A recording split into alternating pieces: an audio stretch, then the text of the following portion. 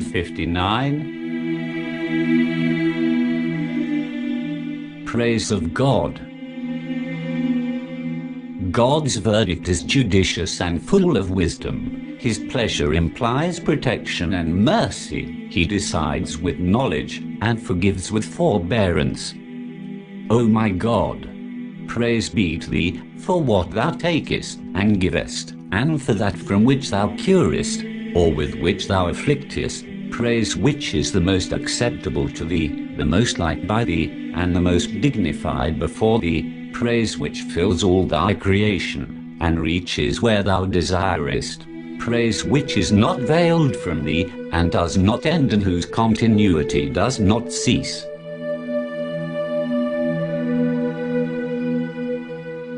Greatness of God.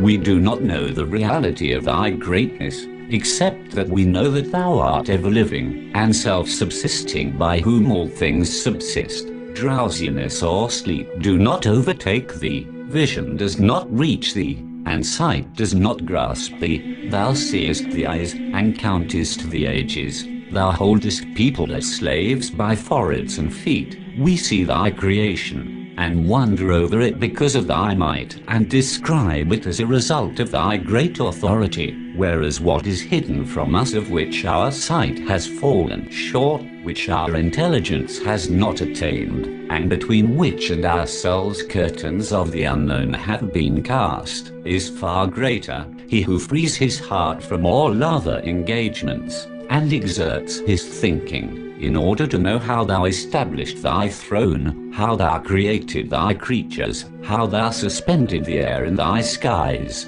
and how thou spread thy earth on the waves of water, his eyes would return tired, his intelligence defeated, his ears eager, and his thinking a wonder.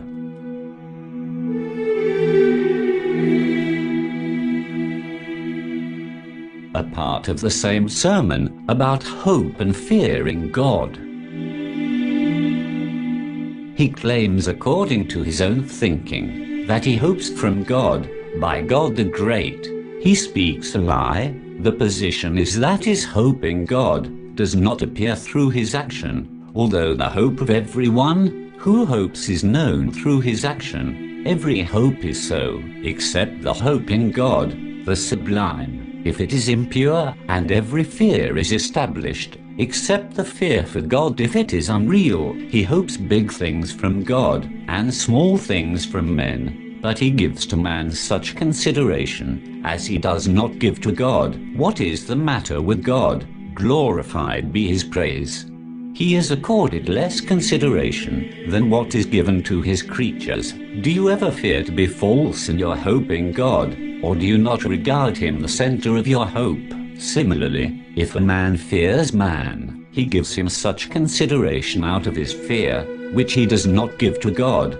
Thus, he has made his fear for men ready currency, while his fear from the Creator is mere deferment or promise. This is the case of everyone in whose eye this world appears big and important, and in whose heart its position is great. He prefers it over God, so he inclines towards it, and becomes its devotee.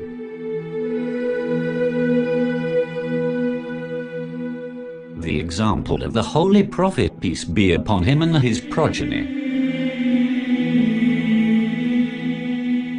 Certainly, in the Prophet of God, peace and blessing of God be upon him and his progeny, was sufficient example for you, and a proof concerning the vices of the world, its defects, the multitude of its disgraces, and its evils, because its sides have been constrained for him, while its flanks had been spread for others. He was deprived of its milk, and turned away from its adornments.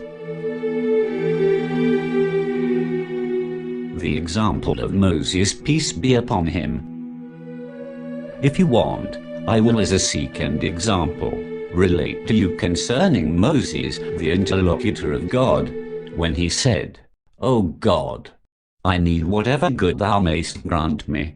By God, he asked him only for bread to eat, because he was used to eating the herbs of the earth, and the greenness of the herbs could be seen from the delicate skin of his belly due to his thinness and paucity of his flesh.